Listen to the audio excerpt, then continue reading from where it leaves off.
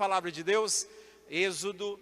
Eu comecei com vocês na sexta-feira pensando sobre esses dois ministérios que existem aqui na terra. Quantos de vocês estão lembrados? E eu falei um pouco sobre o ministério de Arão e dei algumas características do ministério de Arão, que eu acho que foram 5 características. É a religião que agrada os homens, é a religião que cria um Deus segundo a sua imagem, segundo o jeito que você gosta, a forma como te agrada. É um Deus que você pode manipular, domesticar, um Deus que você pode enjaulá-lo, um Deus que você pode decretar e ele funcionar de acordo com os seus desejos. Também nós vimos que nessa falsa religião de Arão existe festa, porque eles fizeram festa em nome do Senhor. Existe pregação, porque tinha a pregação de Arão, existia sacrifícios, tinha altar também para se oferecer sacrifícios e para se apregoar. O texto vai dizer que eles estavam pensando só nas coisas dessa vida, porque eles comiam, eles bebiam, e ainda tinha também distração e diversão, porque o texto diz que eles levantaram para fazer farra, para se entregar à farra, para se distrair, para se divertir. Essas são características da falsa igreja, que parece que ela está no top, mas na verdade é uma espécie de Laodiceia.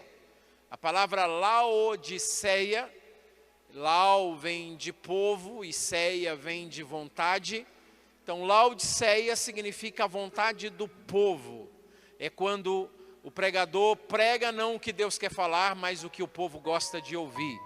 É quando o pastor faz não o que Deus o manda fazer, mas aquilo que a comunidade gosta ou deseja que o pastor venha fazer. É uma igreja que Jesus é anunciado nela, que o seu nome é cantado nela, que se fala de Bíblia nela e que todos parecem que estão adorando a Jesus, mas na verdade é Laodiceia, é o governo do povo, é a vontade do povo, que ajunta para si mestres que lhes falarão segundo o desejo ardente do seu coração, porque parece que eles têm comichão no ouvido, não suportam mais a verdade e por isso financiarão, pagarão salários enormes, exorbitantes, para que tenham mestres que lhes ensinam ou que lhes ensinem, não de acordo com a vontade de Deus, mas de acordo com os desejos do seu próprio coração. Então aqui no capítulo 32, nós sabemos que Deus aparece para Moisés e diz: desce, porque o teu povo que você tirou depressa já se corrompeu. Desce porque esse povo é um povo de dura cerviz. Aí Moisés chega, nós conhecemos a história, e eu falei com vocês sobre essa proposta que Deus faz no versículo 10 do capítulo 32, deixa eu destruí-los, porque eu farei de ti uma grande nação. Eu vou honrar o seu nome, Moisés, eu vou honrar a sua reputação. E nós conhecemos a história. Moisés se prostra e diz: Deus, é melhor o Senhor se arrepender dessa sua ira, porque o que está em jogo não é o meu nome, o que está em jogo é o teu nome. Se o Senhor mata esse povo, diz o versículo 12, Moisés dizendo para Deus: o que é que os egípcios vão dizer a seu respeito? A sua reputação entre os egípcios será uma má reputação, a sua reputação nas nações não será a reputação de um bom Deus, de um Deus misericordioso. O teu nome vai ser sujo se o Senhor limpar o meu. O teu nome vai ser difamado se o Senhor exaltar o meu. Então eu não estou preocupado com o meu nome, disse Moisés, eu estou preocupado com a tua reputação. E então Moisés diz assim para Deus: por que se acende a tua ira contra o teu povo? No versículo 11. No versículo de número 7, você vai ver Deus dizendo para Moisés: o teu povo se corrompeu. E no versículo 11, Moisés está dizendo para Deus: o teu povo se corrompeu. Então esse povo de Israel é um povo tão rebelde, tão obstinado, que nem Moisés e nem Deus quer ter a responsabilidade algum sobre ele. Moisés diz, não é o meu povo, é o teu povo. E Deus diz, não, não é o meu povo, é o teu povo. Então há um jogo de empurra quando se depara com uma comunidade ou com um povo que não tem identidade, que não tem propósito na vida, que não tem objetivo na vida, que está vivendo guiado por ídolos, que não entende nada a respeito da vida. Aí Moisés e Deus então chegam a um acordo. Você vai ver no último versículo, no versículo 34 do capítulo 32, há um acordo entre Deus e Moisés. Eles chegaram ao acordo de dizer assim, ó, não diga que é o meu povo, e eu também não vou dizer que é o teu povo. E aí no versículo 34 o Senhor diz a Moisés, então vai agora e conduza este povo. Então não é teu e nem é meu. Conduza este povo, porque ninguém quer ter responsabilidade sobre este povo.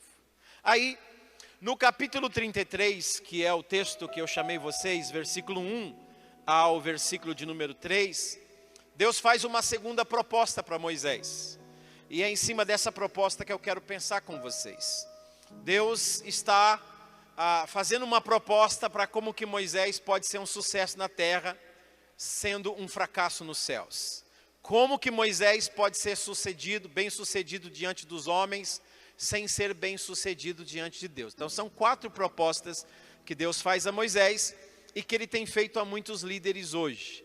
E Deus estava esperando um não de Moisés, e Deus está esperando um não dos líderes hoje, mas infelizmente nós estamos ouvindo um sim de muitos líderes. Primeira proposta que Deus faz para Moisés no versículo 1, é Moisés, toma este povo, guia-os para a terra que eu prometi, que eu jurei, a terra a respeito da qual eu jurei a Abraão, a Isaac e a Jacó, que eu daria a sua descendência. Então Moisés leva este povo e possui a terra que eu prometi, porque eu sou um Deus de promessa e eu cumpro aquilo que eu prometo. Essa faceta de uma das características de Deus, de um Deus que cumpre promessa, é um atrativo para nós hoje. Nós gostamos de pregar a respeito de um Deus que cumpre promessas. Nós amamos pregar a respeito de um Deus que cumpre promessa. O que nós não podemos pregar junto com isso é sobre a presença de Deus. Pregue sobre um Deus que cumpre promessas, mas não pregue sobre a presença de Deus, porque a presença de Deus incomoda. A presença de Deus exige comportamentos diferentes. A presença de Deus, ela traz uma moral elevada. A presença de Deus, ela não pode permanecer aonde existe iniquidade, aonde existe pecado, aonde existe transgressão, onde existe rebelião. A presença de Deus, quando ela se manifesta, os pecados são abandonados, as práticas pecaminosas são deixadas, o orgulho é quebrado, a jactância é destruída, a humildade se instala. Pregue, se você quer uma igreja que faz sucesso nessa terra, pregue sobre um Deus que cumpre promessa, mas não pregue sobre a presença de Deus. Apenas fale de um Deus que mostrou algumas promessas na Bíblia, e aí você vai pegar esses textos fora do seu contexto, e você vai aprender a determinar, você vai aprender a enquadrar Deus com a sua própria palavra, você vai aprender a enjaular Deus, a domesticar Deus e a decretar textos bíblicos dizendo que Deus está obrigado a cumprir aquilo que Ele prometeu na sua palavra. Pregue que Deus é um Deus que cumpre as suas promessas. Pregue que Ele é um Deus que aquilo que Ele declarou na sua palavra, Ele é fiel para cumprir. Não fale do povo de Israel no deserto, que todos eles estavam debaixo de uma promessa. Todos eles foram tirados do Egito para entrar na terra que mana leite e mel. estavam todos debaixo de uma promessa. Cuidado com essa frase, quem está debaixo de promessa não morre, porque 599.998 israelitas morreram no deserto, todos debaixo de promessa. Vou tirá-los do Egito e vou introduzi-los em uma terra que mana leite e mel. E todos eles morreram sem verem a promessa cumprir, porque viveram em desobediência. Mas não pregue sobre isso. Não pregue sobre as promessas de Deus que são anuladas. Pregue apenas a respeito de um Deus que tem a sua amizade com Abraão, e que independente da forma como você vive, seja boa, seja ruim, se você é santo, se você é pecador, se você é moral ou imoral, se você tem um nível de respeito ou você é uma pessoa cheia de falta de respeito, não importa, apenas pregue que Deus é fiel para cumprir aquilo que Ele prometeu. Você vai ter uma igreja vitoriosa aqui, aparentemente vitoriosa aqui nessa terra. Essa é a primeira proposta que Deus faz a Moisés. Moisés, eu vou cumprir o que eu prometi para Abraão. Em segundo lugar, Deus diz assim: eu faço uma proposta para você, uma segunda proposta. E a minha segunda proposta é: eu vou enviar, versículo 2, eu vou enviar um anjo diante de você.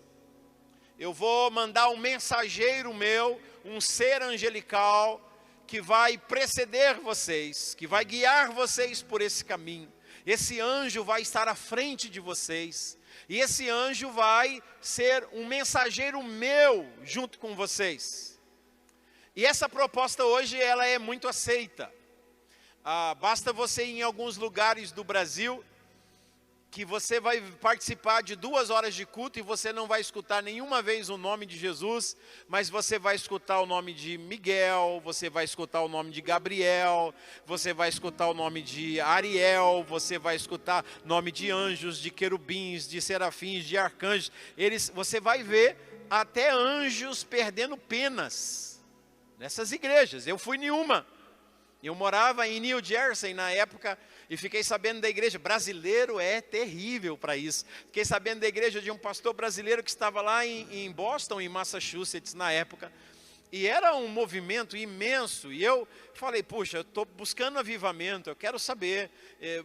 Deve ter muita coisa para eu aprender. E eu cheguei lá, já tinha mais de 1 hora de louvor. E até então nenhum louvor ao Senhor Jesus.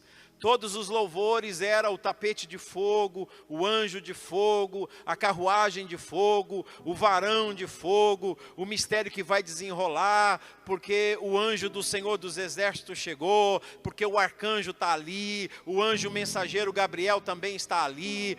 Nada de louvor ao Senhor Jesus, louvores ao anjo. E de repente eu vi uma pessoa, como se tivesse...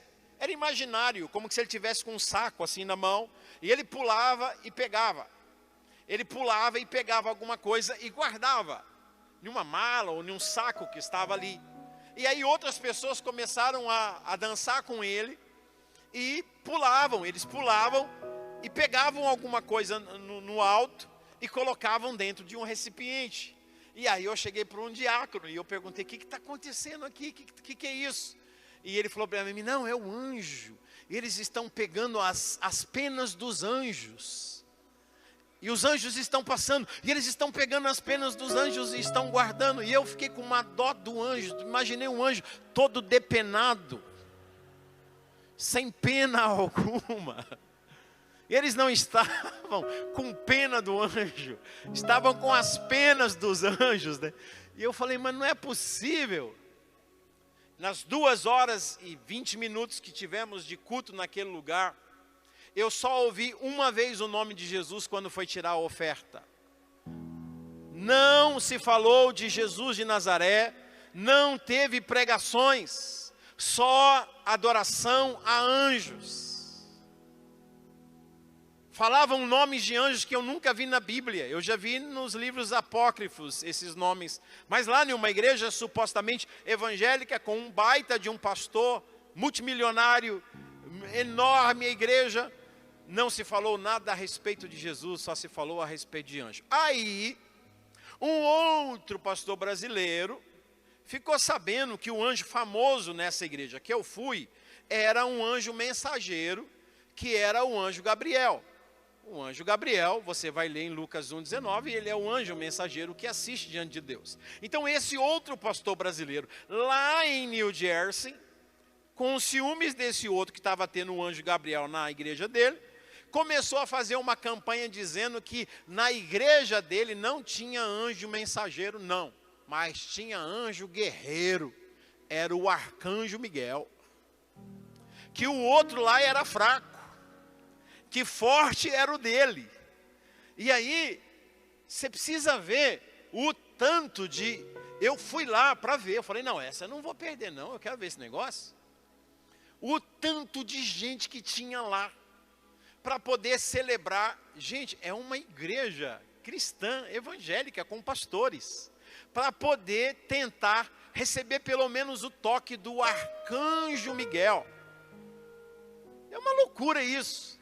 Aí aqui no Brasil, eu estava, quando eu vim embora, eu estava aqui no Brasil e eu vi na televisão aqui no Brasil. Eu não pude acreditar.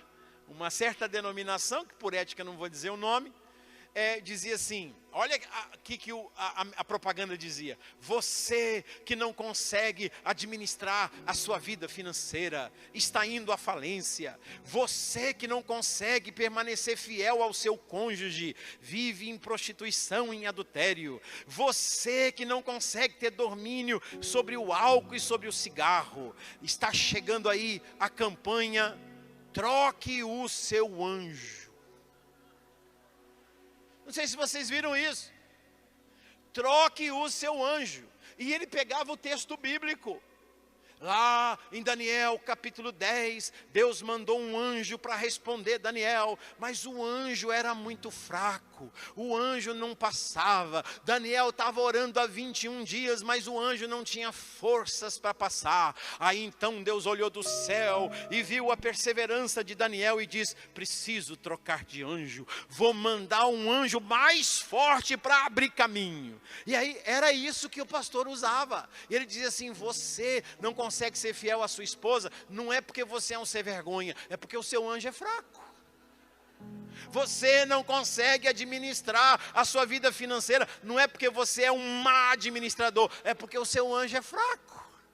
E o povo gosta disso. Lembra de sexta-feira, Jeremias 5,31, os profetas profetizam mentira, os sacerdotes andam de mão dadas com ele, e é disso que o meu povo gosta. Eu fui lá, eu disse, eu preciso ver esse negócio. Gente, eu fui achar lugar para estacionar o meu carro, uns 4 quarteirões de distância. As pessoas estavam em pés na igreja, na janela, tudo para trocar o anjo. Moisés disse: Deus, eu estou fora dessa. Eu estou fora dessa. Terceira proposta que Deus faz para Moisés: primeiro, eu vou cumprir as minhas promessas. Pregue que eu sou um Deus que cumpra as minhas promessas, mas não pregue sobre a minha presença. Segundo, pregue que eu sou um Deus que envia anjos, que os anjos guardam, os anjos protegem, os anjos livram do mal, os anjos são poderosos, os anjos fazem... Mas não pregue sobre a minha presença, pregue sobre os anjos, e você vai ter muita gente na sua igreja. Não importa a qualidade delas, o que importa é a quantidade. Terceiro, Deus diz a Moisés: eu vou derrotar todos os seus inimigos. Vou derrotar os cananeus, os heteus, os jebuseus, os ferezeus, os heveus, esses eus todos que estão aqui no versículo 2. Eu sou um Deus que vou te dar vitória sobre os seus inimigos. Pregue sobre isso. Você vai ter uma igreja, assim, humanamente falando, muito grande e abençoador, mas não pregue sobre a presença de Deus. Pregue de um Deus que cumpre promessas, pregue de um Deus que manda anjos, pregue de um Deus que dá vitória sobre os inimigos, de um Deus que, eu não estou dizendo que a irmã ou o irmão que fez essa canção estava com essa intenção, mas pregue de um Deus que a gente canta, um melô da vingança. Vocês conhecem o melô da vingança, né? Essa canção que a gente canta: quando eu estava na prova, você não me ajudou, Mas agora eu vou estar lá em cima do palanque, as luzes sobre mim, e você vai ver a minha vitória, e eu vou cantar, tem sabor de mel, irmão. Tem sabor de mel. A minha vingança. Pregue sobre um Deus que vinga do vizinho que falou mal de você. Não pregue de um Deus que diz, se o teu inimigo tiver fome, dá-lhe de comer, se tiver sede, dá-lhe de beber. Isso não faz sucesso. Pregue de um Deus que coloca câncer em quem se levanta contra você. Pregue de um Deus que amaldiçoa quem difama você. Pregue de um Deus vingativo, de um Deus que tira aquele que está acima de você na empresa para colocar você lá. Pregue de um Deus vingativo, como João e como Tiago, que chegaram para Jesus e disseram, quer que a gente ore como Elias, para Deus mandar fogo do céu e consumir esses samaritanos. Um Deus vingativo que queima com fogo. E Jesus tem que olhar para João e para Tiago e dizer assim, seus endemoniados. Está na Bíblia isso. Vós não sabeis de que espírito sois. Não é o Espírito de Deus que está agindo em você, é o espírito da morte. Vocês estão endemoniados. Vocês acreditam em um Deus de vingança, em um Deus que tem prazer em destruir os outros. Pregue sobre isso. Pregue que o Deus a quem nós servimos é um Deus que diz, não toqueis dos meus ungidos. E use esse argumento para dizer que quem perseguir você vai morrer, que quem falar mal de você vai se dar mal. E quando esse alguém se der mal, você vai subir no palanque e vai dizer, tem sabor de mel. Não a sua vitória, mas a desgraça de quem te perseguiu. Pregue sobre isso, porque alimenta o ego.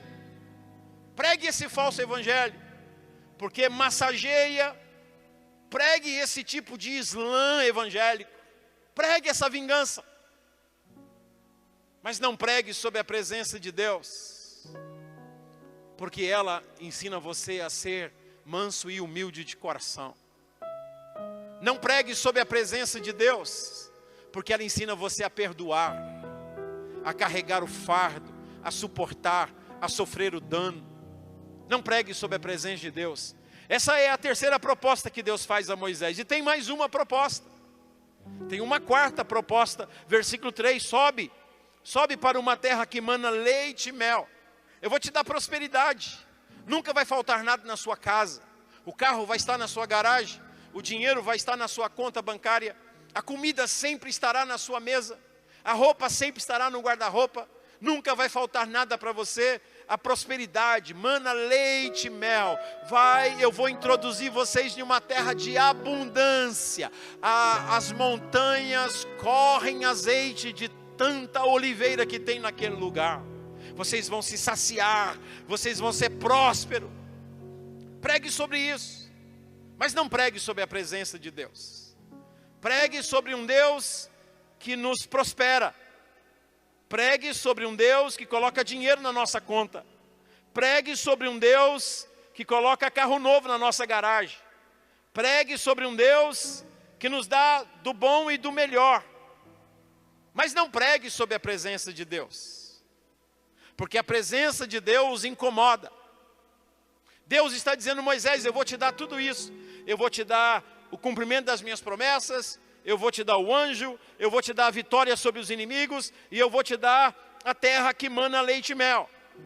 Mas no versículo 3, Deus diz assim, porém, eu não subirei no meio de vocês. Eu dou tudo isso, mas eu não posso dar a minha presença para vocês. Pregue sobre um Deus que nos dá presente, mas não sua presença, e você fará sucesso. Porque a maioria das pessoas, na verdade, não estão interessados na presença. Estão na igreja pelos presentes. O que Deus pode me dar? Qual é a promoção que eu vou alcançar? Que campanha eu posso fazer? Sempre é coisas, nunca é a presença. Nós usamos Deus como um meio para alcançarmos um fim. Deus não é um fim em si mesmo, o motivo da nossa adoração. Independente dele dar ou não dar, eu nasci para a glória dele. Independente dele me enriquecer ou não me enriquecer, eu não nasci para isso, eu nasci para a glória dele. Independente dele me honrar ou não me honrar, eu não dependo de circunstâncias. Eu sei, como diz o apóstolo Paulo, eu aprendi a ter abundância e aprendi a padecer necessidade. Eu aprendi a viver em honra e aprendi a viver desonrado. Em todas as coisas eu estou instruído, tanto a ter como no ter. Não são as circunstâncias que me movem, o que me move é a minha posição em Deus, e por isso eu posso todas as coisas nele que me fortalece. Se as circunstâncias estão boas, bendito seja o nome dele. Se as circunstâncias estão ruins, continua sendo bendito o nome dele. Não são as coisas que me movem, é ele que me move. É a presença dele que me move. Eu não estou interessado nos presentes que ele me dá. Moisés disse para Deus: não, eu não quero as tuas promessas, eu quero a tua presença. Eu não quero o teu anjo, eu quero a tua presença. Eu não quero a vitória sobre os meus inimigos, eu quero a tua presença.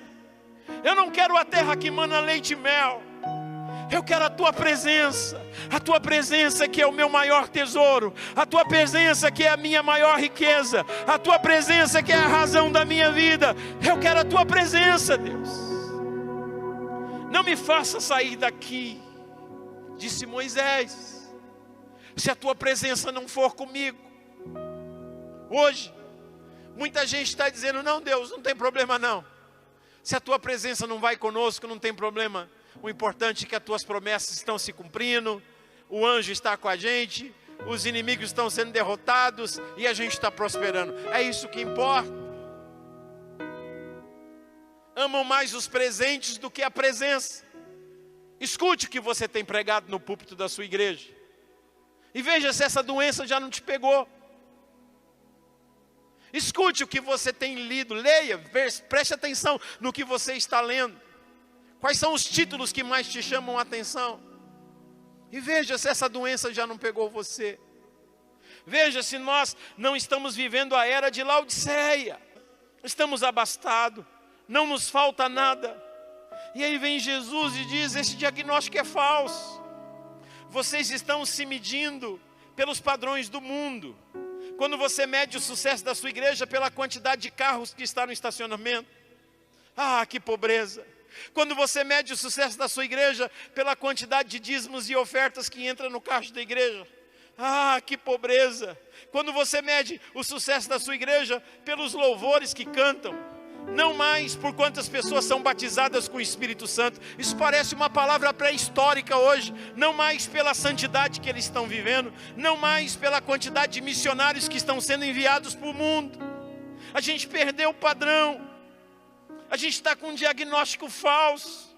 A gente acha que não nos falta nada porque a gente tem os presentes. Mas Jesus disse: vocês são pobres, são miseráveis, são cegos, são nus, porque vocês têm as coisas, mas vocês não têm o mais importante. E Jesus diz para essa igreja: eu estou à porta. Essa é uma igreja que tem tudo menos a presença. Essa é uma igreja que tem os presentes, mas não tem a presença. E nunca percebeu a ausência da presença, porque nunca esteve na igreja pela presença, esteve na igreja pelos presentes. Conta a benção, irmão.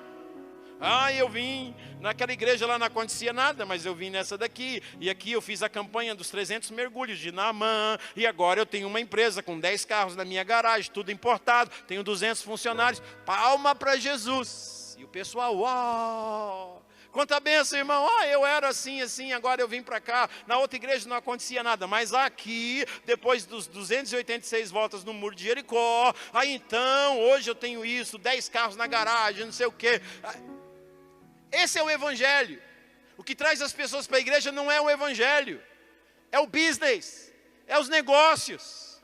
As pessoas não estão dizendo o que Deus fez no caráter delas. Perdão do pecado, a santidade, a comunhão, a vida com Deus, o devocional, a maturidade espiritual.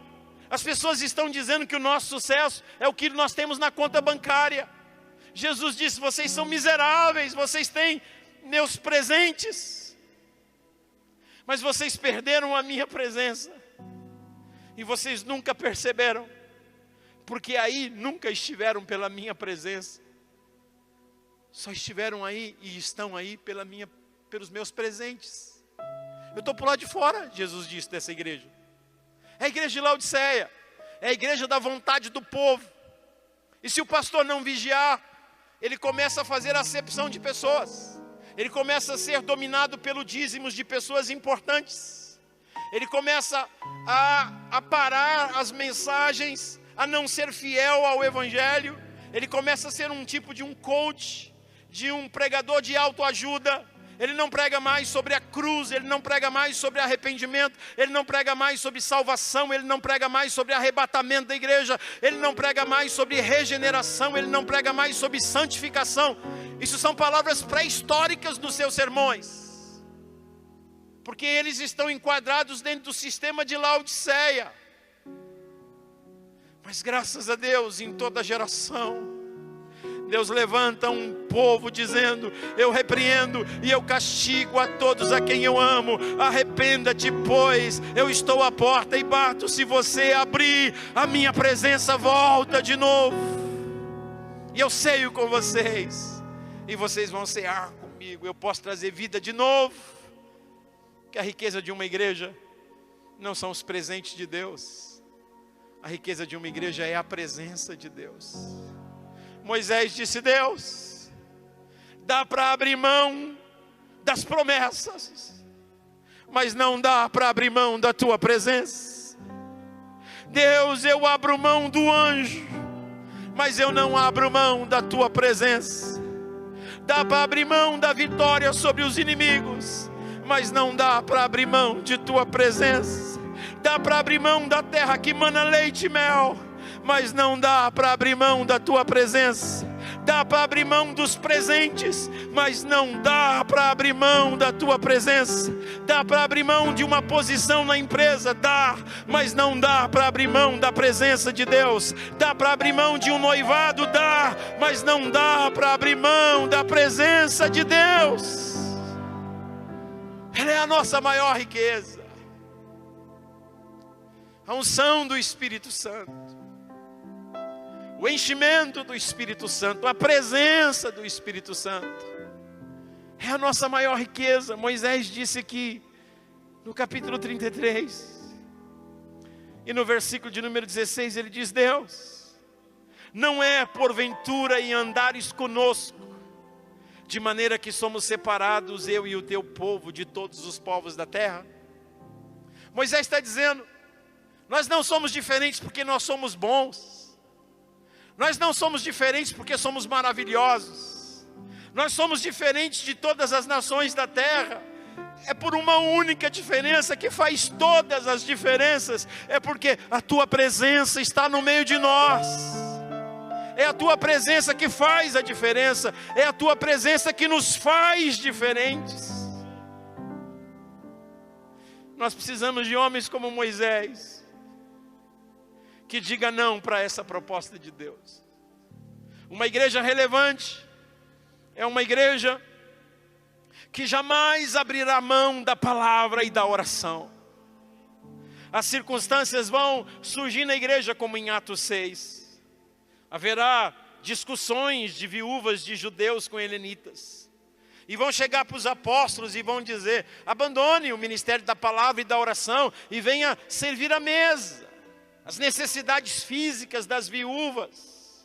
E Pedro, com uma visão extraordinária, disse: jamais, nós não. Vocês escolhem aí entre vocês 7 homens cheios do Espírito Santo, de boa reputação, para que eles sirvam as cestas para essas mulheres. Mas nós não abriremos mão do ministério da oração e do ministério da palavra. A oração nós falamos com Deus, a pregação Deus fala com a gente, há um diálogo, há uma comunhão, e nós não abriremos mão dessas características na igreja. Por favor, pastor, não se distraia, não entre no sistema, porque muita coisa que você está gastando o seu tempo é só para atrair pessoas para a sua igreja, mas você não atrai mais a presença de Deus. brilhar quando você tiver a presença de Deus.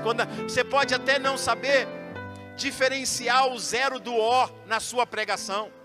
Talvez você não saiba nem falar direito, mas as pessoas, quando te ouvirem, saberão: aí está um homem, aí está uma mulher em que anda na presença de Deus. A presença de Deus está neste lugar. Moisés disse: não, Senhor, não me faça sair desse lugar se a tua presença não for comigo. E a presença é o segredo para tudo. Se você fica com os presentes e abre mão da presença, você é o mais miserável de todos os homens. Mas se você tem a presença e abre mão dos presentes, o deserto não tem água, mas se Deus está presente, a rocha vai jorrar rios de água. O deserto não tem pão, não tem padaria para você comprar pão. Mas se Deus está presente nesse lugar inóspito, seco, todos os dias pela manhã o maná virá do céu, o pão dos anjos descerá para te suprir. No deserto não tem açougue para você comprar carne. Mas se Deus está presente com você, as codornizes virão voando e cairão no deserto e todos serão saciados. No deserto não tem nuvem para proteger do sol durante o dia. Mas se Deus está presente, tem uma nuvem que os protege durante o dia e uma coluna de fogo que os aquece e os dirige durante a noite. No deserto não tem shopping center para comprar roupa, para comprar sapato. Mas se Deus está presente, a roupa no corpo não se envelhece e o sapato no pé também não se envelhece, diz a Bíblia. Se Deus está presente, o milagre vai acontecer, você não precisa ter medo. Não troque a presença de Deus pelos presentes. Os presentes nunca vão produzir a presença, mas a presença sempre vai produzir presentes. Priorize como Maria a melhor parte. Fique aos pés do Cordeiro. Fique aos pés, fique na presença de Deus. Esse é o desejo do meu coração nessa geração. E Deus sabe. Deus sabe, para mim, como pregador itinerante, como que tem sido difícil pregar o Evangelho. Como que tem sido difícil trazer uma mensagem para as igrejas hoje. Como que tem sido difícil você ser cristocêntrico. Porque o mundanismo, o secularismo, a era de Laodiceia tem dominado. Mas por um lado eu olho e digo: Senhor, obrigado. Porque o Senhor me deu o privilégio de viver nessa geração como a tua luz e como uma boca que fala a tua verdade. Não importa. Eu tenho pregado o Evangelho há 39 anos. 39 anos, pastor Eliezer.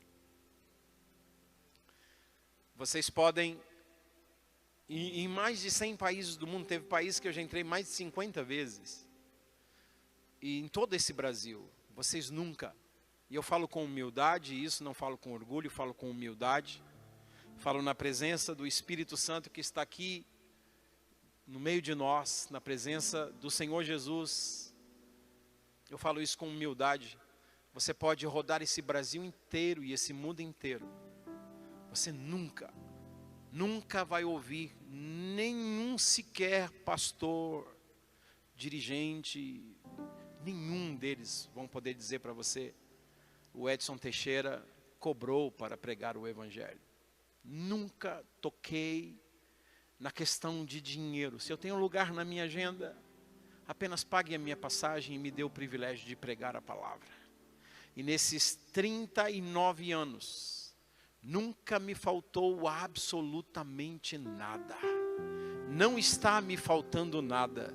E eu tenho certeza que nunca irá me faltar nada. Porque é a presença que garante. Valorize a presença. Eu quero convidar você a ficar em pé. Eu quero orar com você.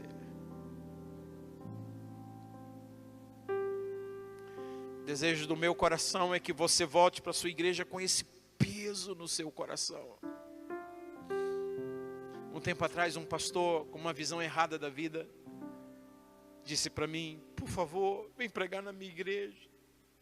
Eu acho que Deus abandonou a minha igreja. Por favor, venha pregar, para Deus dar dons espirituais, para a gente orar mais, para a gente ler mais, para a gente buscar mais. E eu percebi a aflição desse pastor, dizendo para mim que ele estava muito preocupado, acreditando que Deus tinha abandonado a sua igreja. Então eu coloquei minha mão no ombro dele e disse: pastor, aquieta o seu coração. Ele falou: por quê? Eu falei: Deus não abandonou a sua igreja. Ele falou: como é que você sabe? Eu falei: porque você está preocupado com isso. Você está preocupado em orar mais, em buscar mais. Essa é a prova de que Deus ainda está agindo. Quando Deus vai embora, a pessoa nem sequer pensa em orar, em consagrar. Quando Deus abandona uma comunidade, não existe nenhum desejo mais pela presença de Deus. Enquanto você tem preocupação em orar mais, em buscar mais, em fazer a sua igreja crescer mais, saiba, o Espírito de Deus está agindo na sua igreja. E que você volte incendiado dessa convenção para a sua igreja, para a sua comunidade, e que a presença poderosa de Deus se manifeste em todos ali.